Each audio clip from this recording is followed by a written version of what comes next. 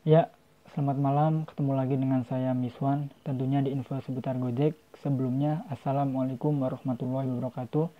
Semoga yang menjawab salam dari saya diberikan kemudahan dalam hal apapun. Amin.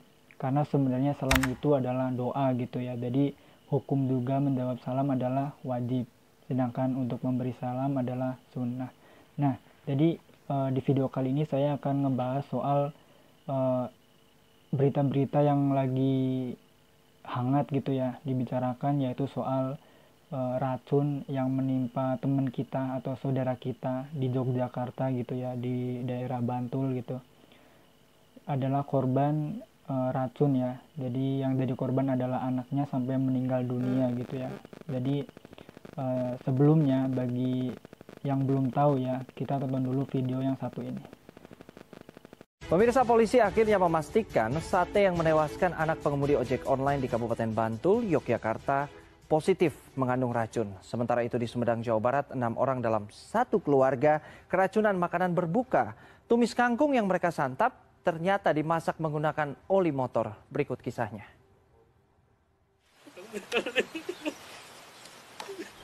Kepala Satreskrim Polres Bantul AKP Ngadi mengungkapkan hasil pemeriksaan laboratorium terhadap bumbu sate yang dikonsumsi oleh Naba Faiz, bocah 10 tahun di Bantul, Yogyakarta, positif mengandung racun jenis C.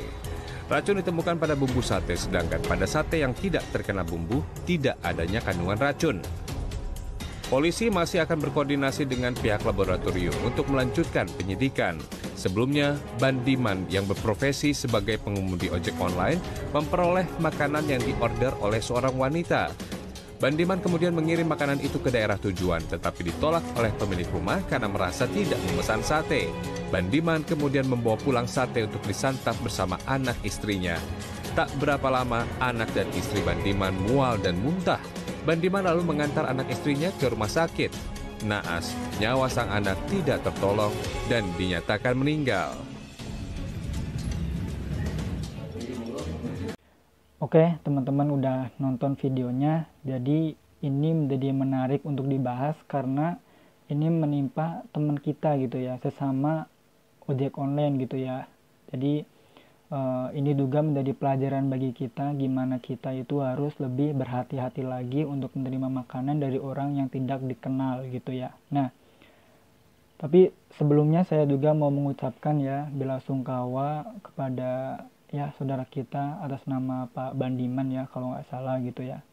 Saya turut berduka cita, semoga keluarga dari saudara kita diberikan kekuatan, ketabahan gitu ya, kesabaran. Nah, terus apa pelajaran yang bisa kita ambil gitu kan? Nah, itu yang harus kita garis bawahi bahwa kita kalau misalkan dapat makanan, apalagi makanan gratis gitu ya, sebenarnya saya pribadi gitu ya, saya sendiri kalau misalkan ada orang yang ngasih makanan, saya nggak pernah mikir yang buruk gitu kan, nggak pernah suuzon gitu ya. Ya udah kita terima aja karena ya dia juga mungkin kan harus mungkin kepengen berbuat baik, kita juga ya nggak pernah sih mikir yang macam-macam gitu ya. Saya sering misalkan di jalan ada yang ngasih mungkin takjil atau sekedar minuman atau makanan, itu sering saya terima dan saya biasanya makan tanpa rasa curiga gitu ya. Cuman karena ada kejadian seperti ini ya kita lebih waspada lagi ya. Jadi poin pertama yang harus kita cermati ya, bahwa kalau kita dapat makanan, kita harus tahu siapa yang ngasih gitu ya. Kalau misalkan kita dapat orderan GoFood katakanlah di salah satu resto dan belum kita sempat nganterin makanan gitu ya, terus si penumpang ini bilang bahwa makanan itu buat kita aja, nah itu insya Allah dipastikan aman, itu yang pertama. Kalau yang kedua, kalau dia ngasih ke banyak orang gitu ya, misalkan dia ngasih takjil di pinggir jalan itu kan ke banyak orang, nah itu juga bisa dikatakan aman.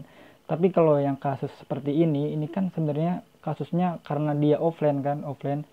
Jadi kalau nggak salah kan ya barusan udah lihat videonya kan, jadi beliau itu dapat offline, terus diantarkan, pas diantarkan ternyata dia nggak mau terima yang seharusnya menerima, terus dikasihin ke ya teman kita gitu ya.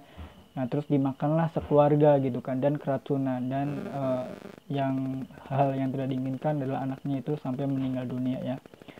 Nah jadi kita harus tahu lah intinya ya, yang mana makanan yang baik gitu ya, dari siapa yang ngasih gitu ya, terus kemasannya gimana. Kalau misalkan ada kemasan yang mungkin ada dituliskan expirednya berapa, kita juga harus ya lebih teliti lagi gitu ya, supaya kita nggak sampai kejadian seperti ini gitu kan.